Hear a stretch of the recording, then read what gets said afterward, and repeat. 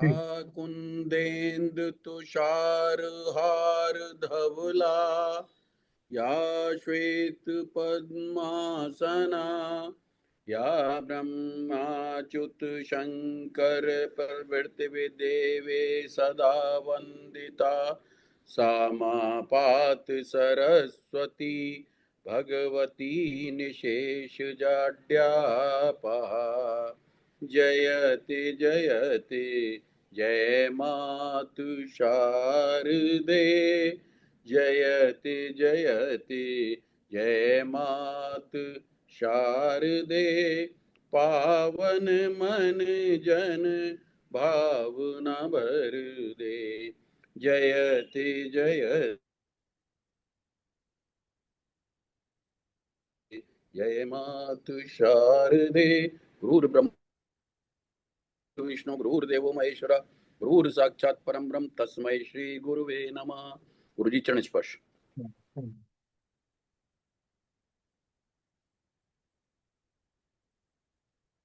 Palmistry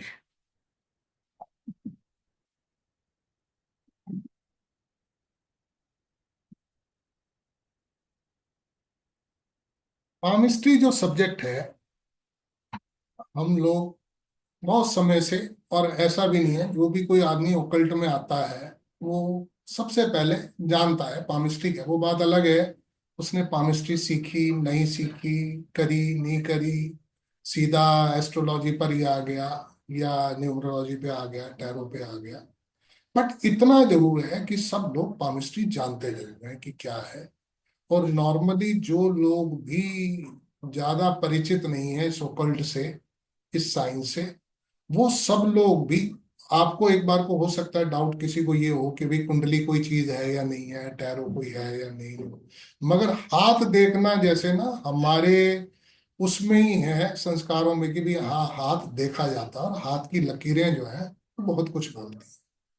तो palmistry जो subject है बड़ा नोन सब्जेक्ट है अपने आप में, मगर इसकी डिटेलिंग जो है वो ज्यादातर लोगों को नहीं मालूम है।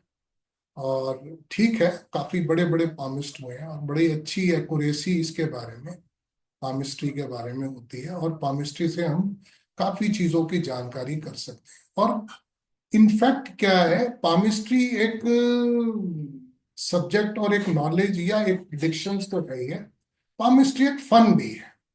जब भी आप किसी गैदरिंग में, सोशल गैदरिंग में कहीं पर बैठे हैं, कुछ है, तो आपकी तरफ एक आकर्षण जो है वो पामिस्ट्री आपको बड़ा अलग खड़ा कर देता है कभी भी एक क्राउड के अंदर। तो पामिस्ट्री वो भी है। पामिस्ट्री का मतलब यह है, पामिस्ट्री में हम जनरली जो लोग देखते हैं वो लकीरों के बारे में ज्यादा देखते हैं, लाइंस के बारे में पढ़ने की कोशिश करते हैं, लाइंस को ही नोटिस करने की कोशिश करते हैं। जबकि पामिस्ट्री की दो ब्रांचेस हैं, there are two branches of palmistry. एक ब्रांच जो है वो ब्रांच है, हम बोलते हैं कीरोग्नोमी।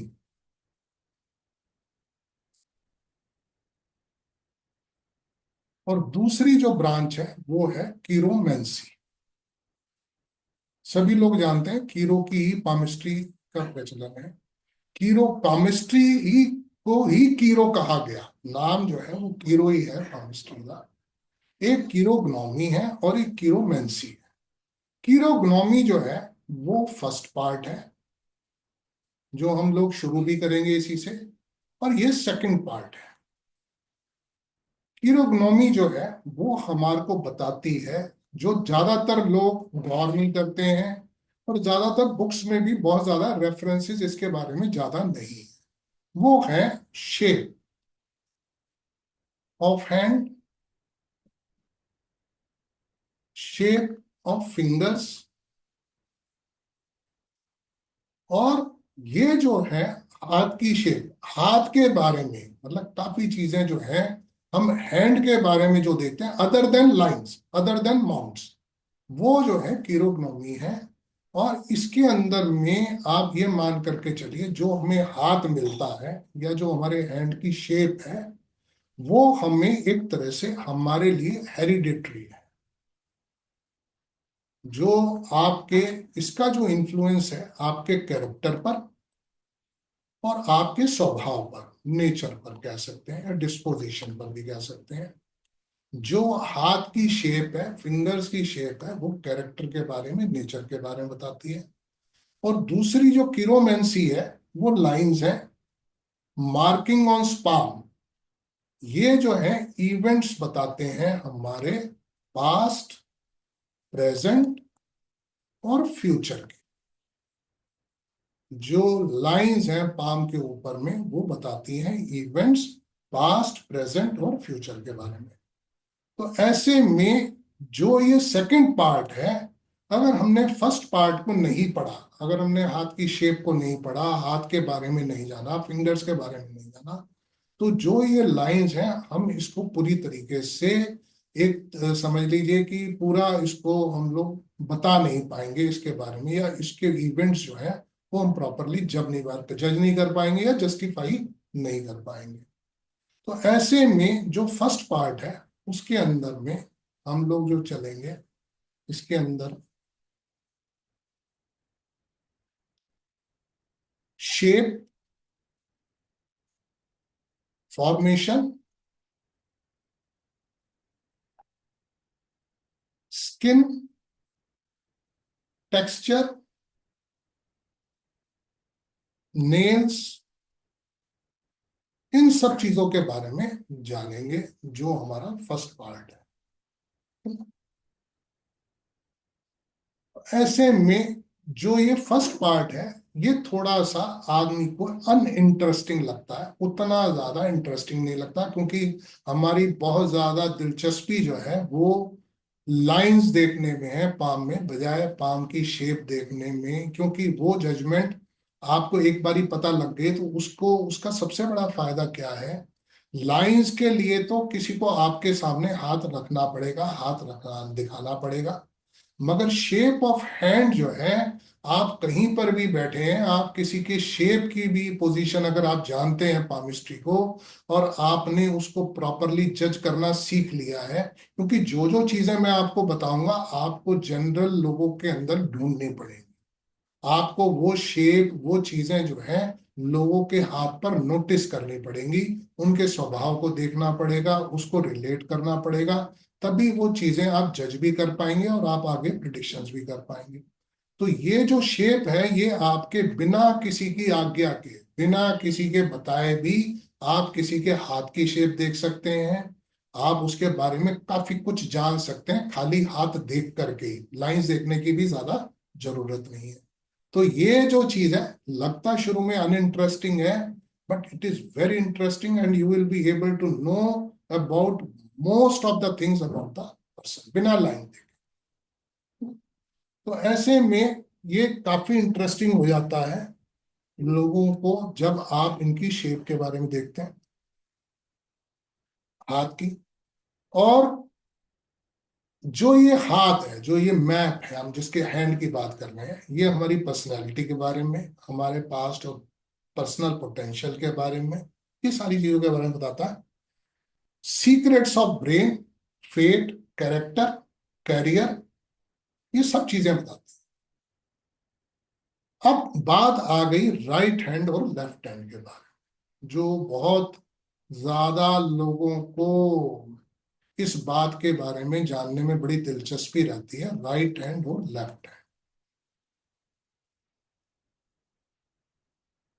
ये राइट हैंड और लेफ्ट हैंड में क्या है, जो राइट हैंड है वो हमारा एक्टिव हैंड कहलाता है। इसको हम मेजर हैंड भी कह सकते हैं। जो लोग राइटी हैं, जो लोग राइट हैंड से सारा कुछ काम करते हैं, जिनका एक्टिव हैंड राइट हैंड है, और वो मेजर हैंड भी कहलाता है। लेफ्ट हैंड जो है वो पैसिव है, इसको माइनर हैंड भी कहा जाता है। लेफ्ट हैंड जो है पैसिव है। ये जो पैसिव हैंड है, ये हमारा बताता है इनहेरिटेड पोटेंशियल। हम क्या पोटेंशियल लेकर के पैदा हुए हैं, ये हमारा लेफ्ट हैंड बताता है। राइट हैंड जो एक्टिव हैंड है वो बताता है either you have developed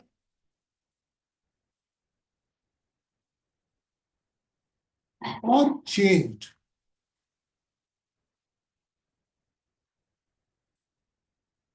those natural born characteristics. जिन कैरेक्टरिस्टिक्स को आप लेकर के पैदा हुए थे, क्या अपनी उन कैरेक्टरिस्टिक्स के अंदर में आपने कोई बदलाव किया? क्या आपने उसमें कोई डेवलपमेंट किया? क्या उसमें आपने कोई चेंज किया? और सेम चीज जो है वो लेफ्ट हैंड में भी अप्लाई होती है। अगर कोई लेफ्ट हैंडी है और उसके राइट हैंड को हम देख करके बता सकते हैं इनहिबिटेड है, और जो लेफ्ट हैंड है वो एक्टिव हैंड है, और वो राइट हैंड के लेफ्ट में क्या क्या डेवलपमेंट हुई है। तो ये हमारे दोनों हैंड्स हैं, और इसके बारे में मैं अभी और थोड़ी डिटेल देने वाला हूँ, मेजर हैंड और माइनर हैंड के बारे में। यहाँ पर जो ब्रेन है,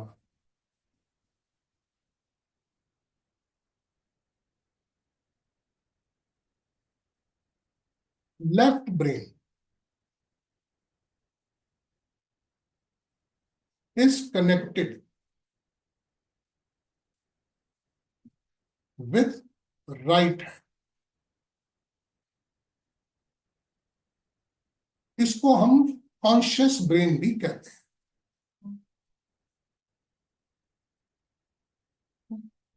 और जो राइट ब्रेन है इज कनेक्टेड विथ,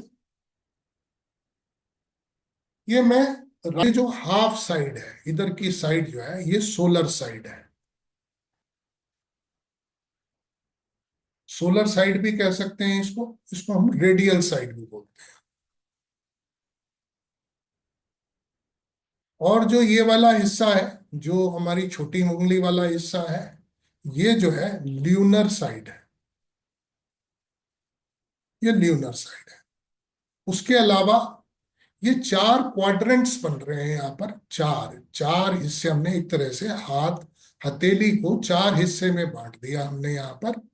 जो ये अंगूठे के ऊपर वाला हिस्सा जो है, ये जो जुपिटर के फिंगर से लेकर के अगर हम देखें तो यहां से लेकर के ये ये वाला हिस्सा, और फिर यहां से ये वाला पूरा हिस्सा यहां तक, और ये वाला हिस्सा, और ये जो है ये वाला हिस्सा, ये हमारा बन गया फायर क्वाड्रेंट। ऐसे ही ये वाला जो बन गया हमारा एयर क्वाड्रेंट बन गया।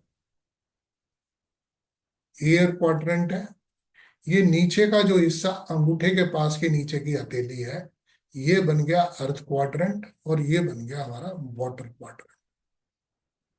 तो यहाँ पर ये इंटेलेक्चुअल वर्ल्ड भी कहलाता है, सेलेस्टियल वर्ल्ड है, अपर एक्टिव मैक्सिमम, ये सब चीजें हैं। इसको मैं अभी डिटेल में बताने वाला हूँ आपको। मगर आप जो हाथ पर ये समझ लीजिए, जो चार क्वाड्रेंट हमने बनाए हैं, हमने हथेली को चार हिस्सों में बांटा है।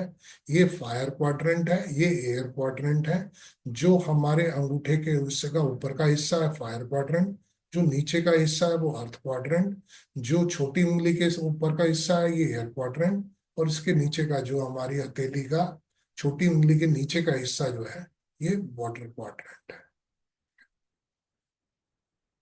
ये चार क्वाड्रेंट है, और इनको हमने चार एलिमेंट के अंदर में डिवाइड कर दिया। हमारा फायर है, एयर है, अर्थ है और वाटर है। इनको हमने चार एलिमेंट्स के अंदर में डिवाइड कर दिया, फोर एलिमेंट्स।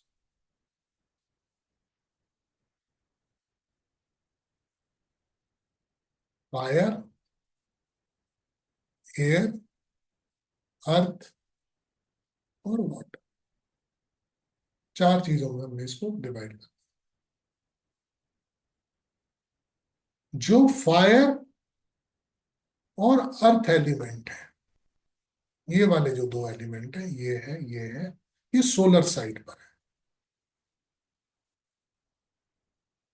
है। एयर और वाटर जो है वो ल्यूनर साइड पर है।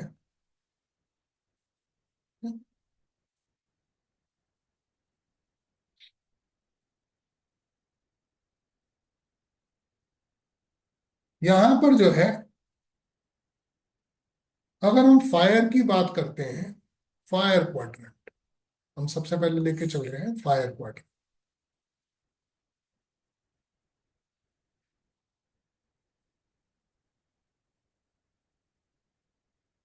फायर क्वाड्रेंट जो है, ये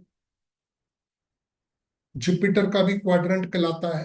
आप अगर इसको देखें तो ये जो है जुपिटर की फिंगर है, और ये नीचे जो हिस्सा पूरा का पूरा जुपिटर का माउंट भी है, और ये जो है जुपिटर क्वाड्रेंट भी कह सकता है। ये दिखाता है outer side, how we express. अगर हम एस्ट्रोलॉजी में भी पढ़ते हैं, जुपिटर जो है सोशल एक्टिविटीज के बारे में बताता है, how we express our self to the world,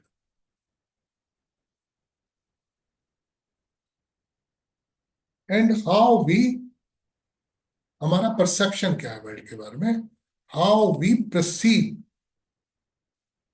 the world, ये उसके बारे में बताता है। Social attributes,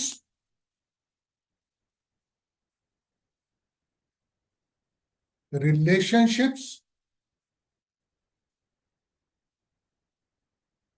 with outer world,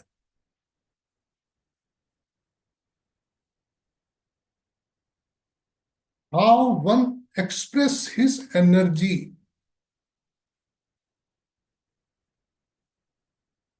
ambition,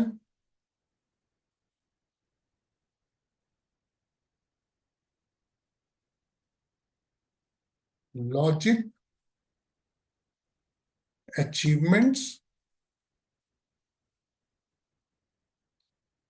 ये सारा का सारा जो है इस क्वाड्रेंट के अंदर में आता है। अगर ये क्वाड्रेंट जो है डोमिनेटिंग, डोमिनेट का मतलब है उठा हुआ है, बड़ा हेल्दी है, बड़ा है, डोमिनेट करता है अगर ये क्वाड्रेंट, तो ऐसे में with dominant fire quadrant one is suited. अगर मान लो किसी का ये वाला क्वाड्रेंट जो है वो काफी ज्यादा अच्छा है, डोमिनेटिंग है, तो ऐसा आदमी जो है कैरियर बना सकता है इंडस्ट्री के अंदर में, इंजीनियरिंग के अंदर में, स्पोर्ट्स के अंदर, मंगल से संबंधित जो भी चीजें हैं उसके अंदर में ये काफी अच्छा अपने आप को स्टेब्लिश कर सकता है, अगर ये क्वाड्रेंट डेवलप्ड है। अगर मान लीजिए डेवलप्ड नहीं,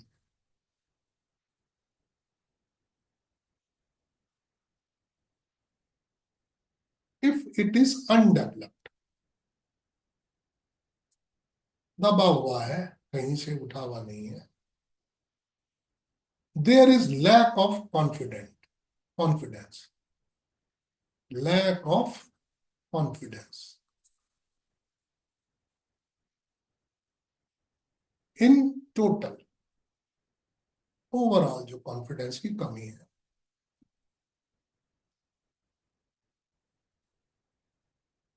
ये जो क्वाड्रेंट है, ये क्वाड्रेंट है क्योंकि यहां पर सूर्य की उंगली तो नहीं आ रही है, मगर जुपिटर की उंगली है, आदि शनि की उंगली है, तो यहां पर जो है ये क्वाड्रेंट है ईगो का, ऑर्डर का, ओनरशिप, एम्बिशन, पोजेशन, कंट्रोल।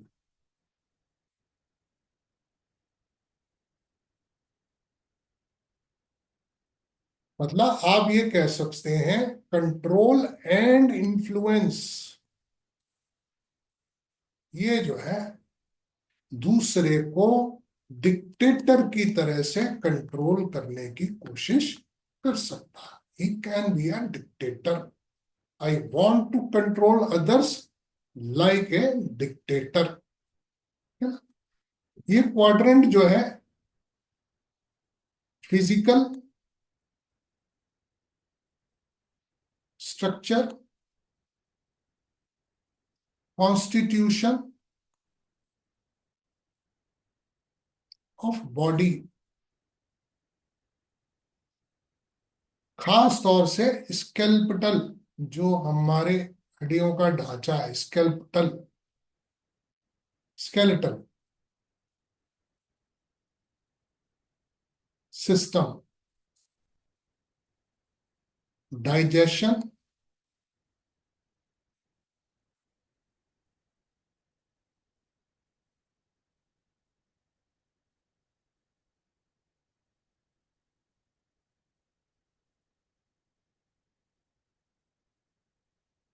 इसको ये वाला नहीं, इसको यहाँ से ये हटा दीजिए, ये जो मैंने फिजिकल स्ट्रक्चर लिखा था इसको हटा दीजिए, ये अर्थ क्वाड्रेंट। ये फायर क्वाड्रेंट मैंने बताया, देयर एनर्जी के बारे में, क्रिएटिविटी के बारे में है, और एम्बिशन, प्रैक्टिकल सेंस, अकम्पलिशमेंट्स, ये सब चीजें आ जाएंगी यहाँ पर। दिस इंक्लूड बिजनेस, इंडस्ट्री हमने बता ही दिया, एग्रीकल्चर, और स्पोर्ट्स हमने लिया है, एथलेटिक्स भी आ जाएगा, मार्शल आर्ट्स, और आर्म्ड जो फोर्सेस हैं या जो भी मंगल से रिलेटेड चीजें हैं उन सब से आ रहा है। ये जो है बॉडी के मस्कुलर सिस्टम से और हार्ट से कनेक्ट करता है, मस्कुलर सिस्टम और हार्ट से कनेक्ट करता है। बोलिए सुनील जी। गुरुजी, ये जो ये बैठा हुआ होगा तो आप बता रहे हो, या ये अनडेवलप्ड हो जाएगा। अगर नीचे बैठा हुआ तो? अगर नीचे बैठा होगा तो कॉन्फिडेंस की कमी होगी। ठीक है। आप ये मान करके चलिए, जितना ये उभरा हुआ होगा, जितना ये हेल्दी होगा, उतने ही इन सब चीजों के अंदर डेवलपमेंट अच्छा हो सकता है, जो हम चीजों की बात कर रहे हैं। बैठा हुआ नहीं। बोलिए दिवाकर जी। ये सर जो ईगो ऑर्डर ओनरशिप है, ये तो इसमें रहेगा। आप ये मानो, अगर मान लीजिए एक हो गई अच्छी और एक हो गई बुरी, आपने सॉरी, हाँ तो वो, कॉन्फिडेंस की हाँ, है। हाँ, अगर दबा हुआ है आपके अंदर, ईगो है, तो वो खराब वाली है। खराब वाली बिल्कुल। अब मैं बात करने जा रहा हूं अर्थ क्वाड्रेंट के बारे में। अर्थ क्वाड्रेंट जो है वो ये शुक्र का जो माउंट है वो है, और ये मेटलिस्टिक चीजों के लिए अर्थ क्वाड्रेंट, क्योंकि शुक्र का है एरिया ये। इट रेफर्स टू या इट रिलेट्स टू, जैसे मैंने कहा, फिजिकल एनर्जी या फिजिकल स्ट्रक्चर भी कह सकते हैं, फिजिकल एनर्जी भी कह सकते हैं, physical energy, physical structure, creative potential,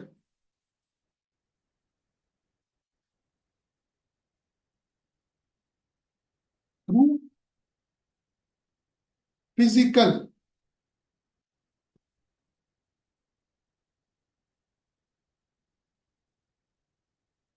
creative, मैं एक नया शब्द सा इस्तेमाल कर रहा हूं, fication, physical creatification, creatification, creative potential through physical creatification. It denotes, क्योंकि अर्थ का है स्टेबिलिटी, material comforts,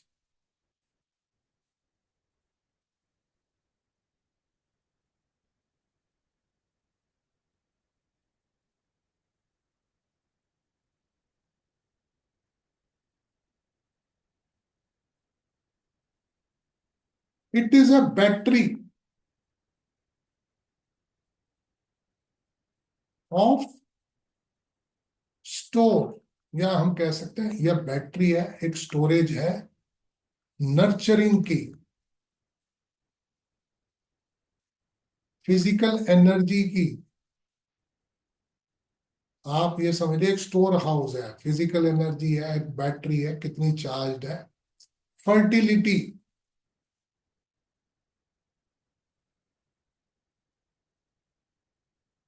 एमिलेंस,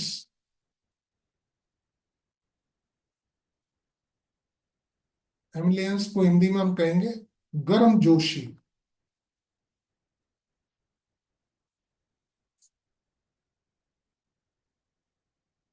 अगर मान लीजिए ये बहुत ज्यादा उठ गया, कुछ ज्यादा ही उठा हुआ है, तो इनफर्टिलिटी है। ज्यादा उठा है तो,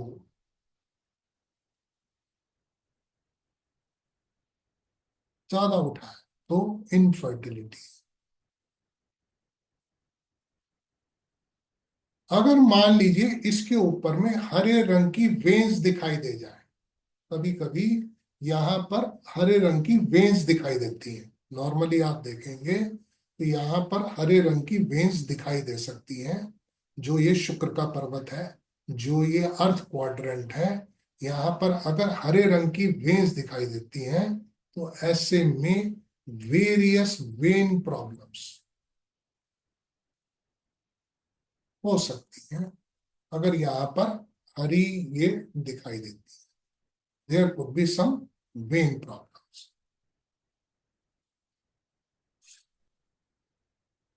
उसके अलावा मैंने कहा ये एक स्पेशली स्केलेटल